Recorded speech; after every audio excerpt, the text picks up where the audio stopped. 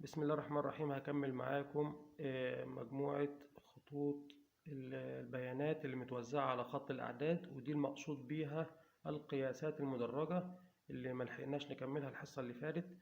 وقلنا القياس المدرج ده المقصود بيه توزيع بيانات عدة مجموعات على خط الأعداد.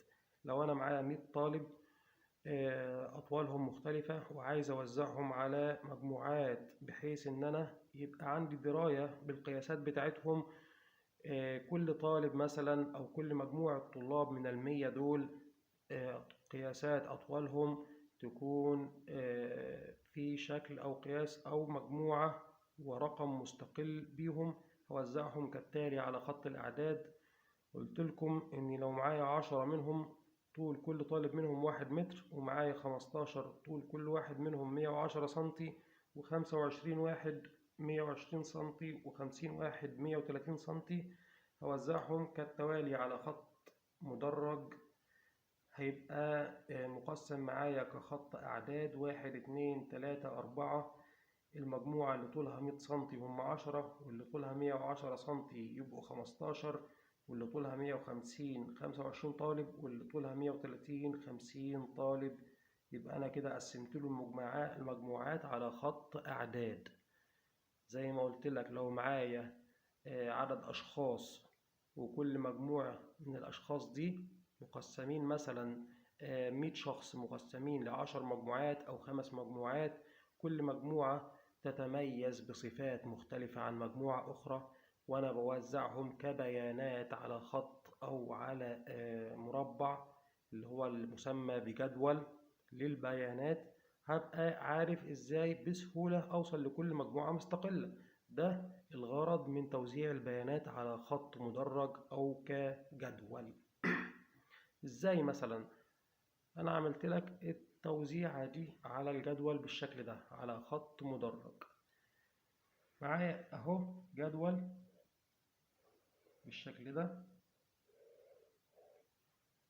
ده عدد الطلاب، دي القياسات بتاعت كل مجموعة منهم. معايا 1000 طالب 100 طالب 100 طالب في مجموعة أطوال 10 طلاب مختلفة عن مجموعة أطوال 15 طالب آخرين، عن مجموعة أطوال 25 طالب آخرين، عن مجموعة أطوال 50 طالب آخرين. 10 طلاب طولهم 100 سنتي. تمام؟ يبقى هقول له هنا كده في 10 طلاب 100 سنتي، وفي 10 و15 طالب طولهم 110 سنتي، و25 طالب 120 سنتي. تمام. و50 طالب ده الرقم الأكبر 130 سنتي.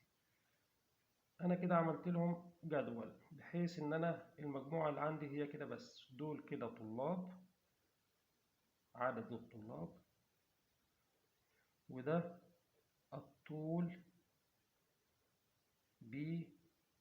بسنتيمتر. هو الجدول أكبر شوية من المطلوب بس مش مهم. وجايب لي الجدول بالشكل ده وبيقول لي وزعه على خط أعداد. هوزعه على خط بالشكل ده وهدرج له الخط بحيث إن كل نقطة بتساوي 10 سنتيمتر، بداية من 1 كيلومتر إلى ما ينتهي به قياسات الطلاب. يعني 100 سنتي 110 سنتي 120 130 سنتي. كل رقم من دول بيمثل عدد السنتيمترات كنقطة محددة على خط الأعداد. وقال لي إن أنت هتوزعهم لي بعلامات معينة بحيث إن أنا بعرف المقصود إيه. خلي لي كل علامة من دول كعلامة إكس تعني 10 طلاب، وكعلامة خط مائل تعني 5 طلاب. يبقى هبص في الجدول اللي قدامي. الطلاب أول 10 منهم في طولهم 100 سنتي، يبقى هاجي قصاد 100 سنتي وأشوف العلامة اللي عندي مقصود بها إيه وأشتغل عليها. الإكس دي بتساوي 10 طلاب، يبقى هعمل له إكس واحدة. بعد كده الطلاب اللي طولهم 110 سنتي 15 طالب. في نقطة عندي بين 110 وال120 صح؟ 110 سنتي 15 طالب، قصاد 110 هنا هعمل له العلامتين دول، علامة تعني إن الإكس دي 10 طلاب وإن الخط المايل ده 5 طلاب، يبقى دول 15 أهو، 10 و5 15 طالب اللي طولهم 110 سنتي. في عندي كام تاني في الجدول؟ احنا خلصنا ده وده، نشوف ده 25 طالب طولهم 120 سنتي. هاجي قصاد 120 كده واعمل له علامات تثبت ان دول 25 طالب. اول اكس ب10، التانية ب10، التالتة ب5، يبقى انا كده عملت له 25 طالب اللي هم اطوالهم 120 سنتي فقط. 25 طالب اطوالهم 120 سنتي فقط. اخر حاجة عندي في الجدول ايه؟ ال50 طالب. 50 طالب 130 سنتي، هاجي قصاد 130 سنتي واعمل له علامات تدل ان دول 50 طالب. كل اكس من دول ب10 طلاب، 10 طلاب، 10 طلاب، 10 و10، يبقى انا 10 20 30 40 50. كده ال50 طالب عندي اللي طولهم 130 سنتي تم توزيعهم ال100 طالب على خط الأعداد بالتساوي والتوازي لعدد الطلاب. كل طالب أو كل مجموعة تمثل نقطة معينة على خط الأعداد. أنت ملكش دعوة بده عشان بس القلم سنه عريض كان بيعمل نقط، فأنا اضطريت أعمل أرقام غيرها تحت عشان تبقى واضحة. أهو دي كده ملغية، ركز في النقط بتاعة الأرقام اللي مكتوبة بوضوح فقط تحت أهي. 100 طالب، 10 طلاب طولهم 100 سنتي، 15 طالب طولهم 110 سنتي، 25 طالب طولهم 120 سنتي، 50 طالب طولهم 130 سنتي. زي ما متوزع الجدول وزعت خط الأعداد، زي ما عطاني الأرقام وزعت له على خط الأعداد. ولو طلب مني أعمل له رسم بياني هعمل، طلب مني أعمل له جدول هعمل. مفيش أي حاجة صعبة، احنا واخدين الكلام ده قبل كده ودي مجرد مراجعة.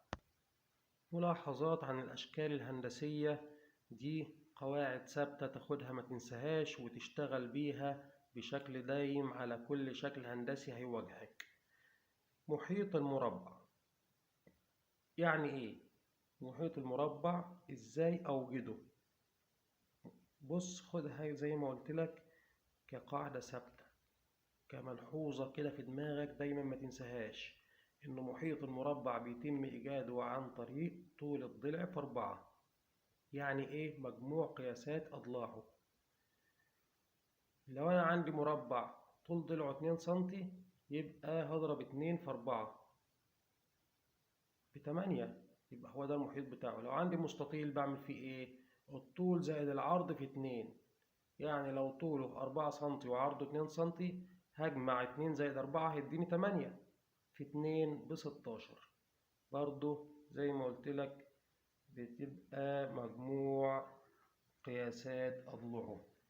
هو لو أنا زي ما قلت لك مثلا، وهو كان الطول بتاعه 4 سنتي والعرض 2 سنتي، بعمل إيه؟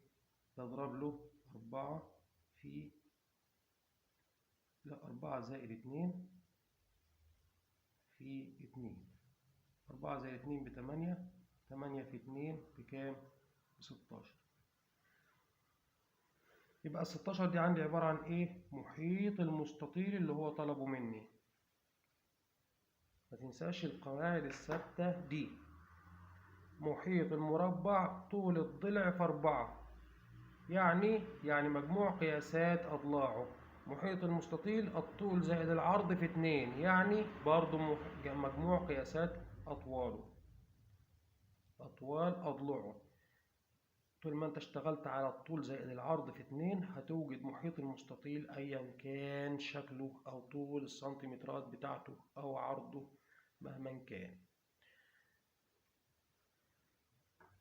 خلي بالك إن التعبير عن المسميات دي كلها هيجيلك على شكل حروف، والحروف دي تعني الاختصارات والرموز لمعاني الكلمات دي بالإنجليزي. يعني طول ضلع المربع بيساوي اس. ممكن يقولك اوجد لي اس بتاعة المربع، ما يقولكش طول ضلعه، يقولك اوجد لي اس.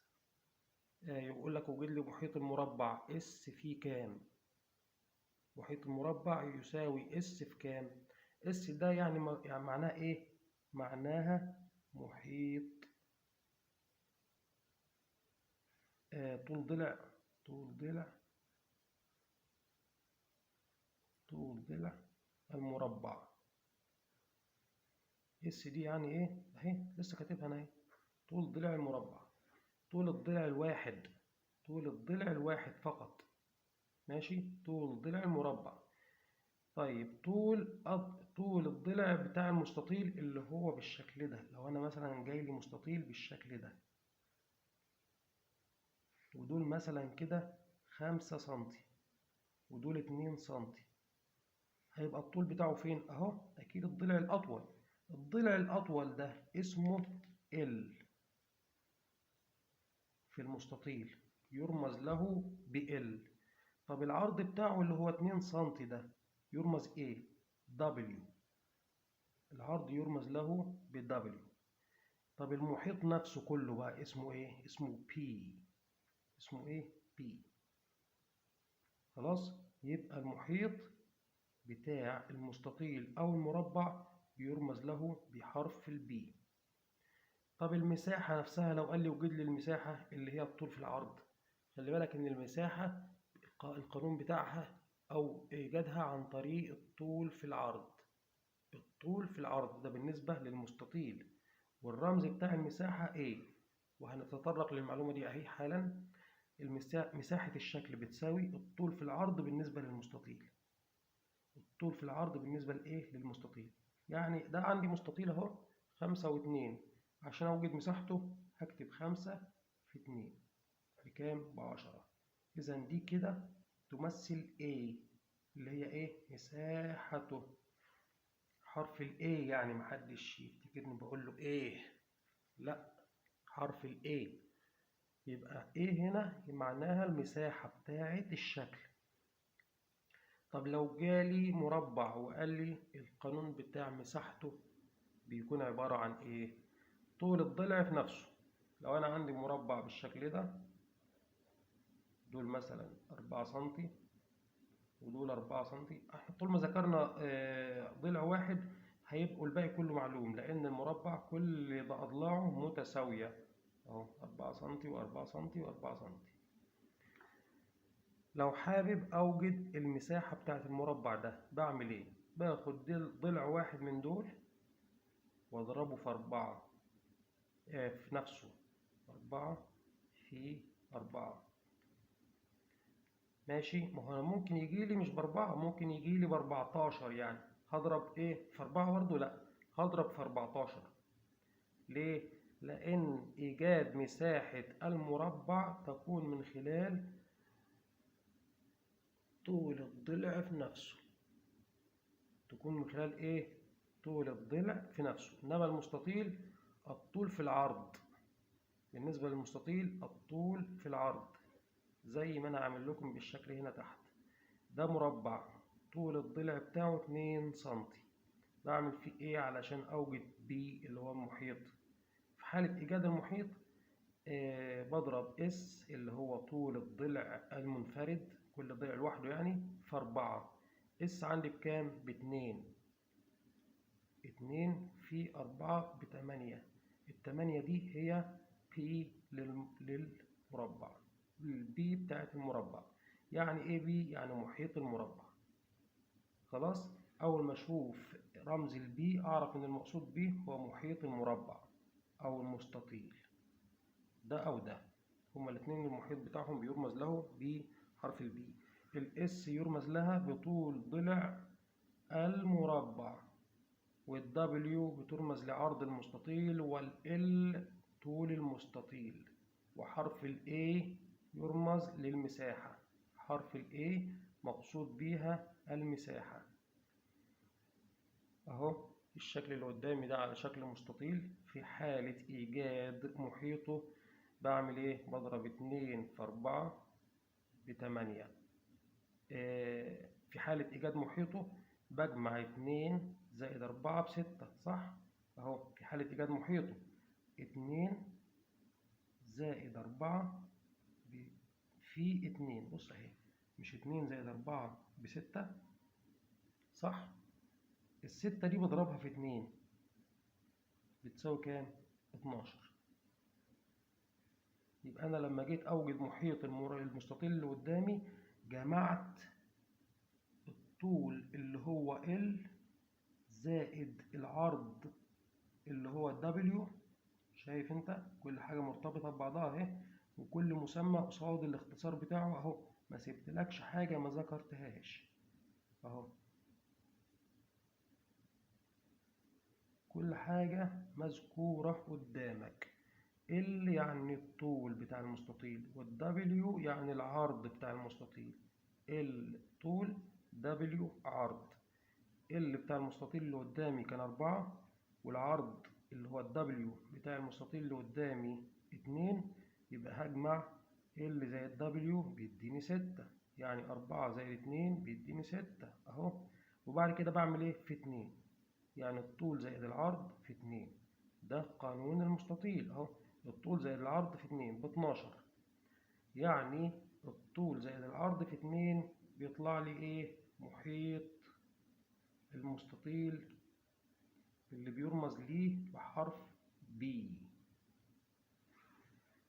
خلاص، خد برضو القاعدة الثابتة دي ما تنساهاش عندك. المستطيل كل ضلعين متقابلين متوازيين ومتساويين اهو. المستطيل كل ضلعين متقابلين متوازيين ومتساويان. وخلي بالك ان المستطيل كل زواياه قائمة، له 4 زوايا و4 رؤوس و4 أضلع، كل زواياه قائمة، تمام؟ بس بيكون فيه ضلعين أطول من ضلعين، يعني له طول وله عرض، له W وله L. عند إيجاد محيطه اللي هو P بعمل إيه؟ بجمع الطول زائد العرض في 2، يعني L زائد W في 2، بيوجد لي المحيط بتاعه اللي هو B. ماشي؟ يبقى المربع بخلاف المستطيل، المربع كل أضلعه متساوية الطول وجميع زواياه قائمة، يعني 90 درجة. يعني 90 درجة. احنا قلنا قبل كده ان الزوايا القايمة 90 درجة، الزوايا الحادة 89 فيما أقل، الزوايا المنفرجة 91 فيما أكثر، والزاوية المستقيمة 180 درجة، والزاوية العكسية 360 درجة.